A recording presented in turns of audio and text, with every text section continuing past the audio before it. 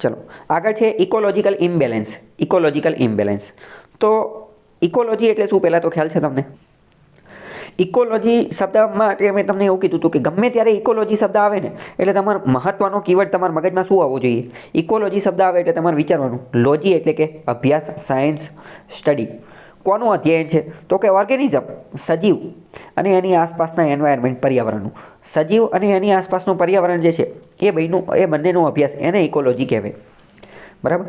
તો આ વસ્તુ, આ વ્યાખ્યા તમારા મગજમાં આવી જોઈએ. હવે બીજું એમ કહે છે ઇકોલોજીકલ ઇમ્બેલેન્સ. તો આ શબ્દથી તમે કંઈ સમજો ખરા? ઇકોલોજીકલ ઇમ્બેલેન્સ એનાથી તમને કંઈ આઈડિયા આવે શબ્દ વાંચી? ઓકે ચલો. તો કે ઇમ્બેલેન્સ એટલે કે અસમતુલા. કે ઇકોલોજી જે છે એ સામાન્ય રીતે બેલેન્સમાં હોય, સમતુલનમાં હોય. સમતુલનમાં હોય. કઈ રીતે સમતુલનમાં હોય? ફોર એક્ઝામ્પલ આપણે આહાર કડી જોઈ હતી કે ઘાસ જે છે ઘાસને હરણ ખાશે, હરણને સિંહ ખાશે. બરાબર? તો આ એક રીતે બેલેન્સની અંદર છે. પણ માની લો કે ઘાસ ગાયબ થઈ ગયું તો? ઘાસ ગાયબ થઈ ગયું તો હરણ પણ ગાયબ થઈ જશે. હરણ ગાયબ થઈ ગયા તો સિંહને પણ વાંધો પડશે.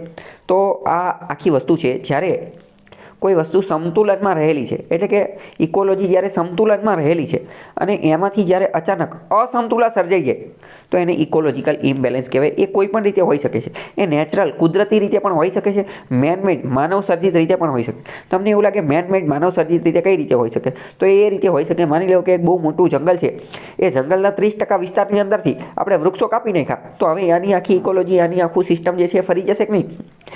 બની શકે કે એ 30% જંગલ જે આપણે કાપી નાખ્યા, બરાબર, એ જગ્યાએ પાણીને એવું બધું હોય, એ જગ્યાએ જે સજીવો રહેતા હશે એની ઉપર બીજા સજીવો નભતા હશે. બરાબર?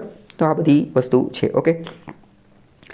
તો પ્રશ્ન થાય કે નેચરલ, કુદરતી કઈ રીતે હોઈ શકે? તો કે માની લો કે ધરતીકંપ આવી ગયો અને એના કારણે બે અલગ અલગ ટુકડા જે છે એ આગા જતા રહ્યા તો એ પણ સમસ્યા થઈ શકે છે. ઓકે.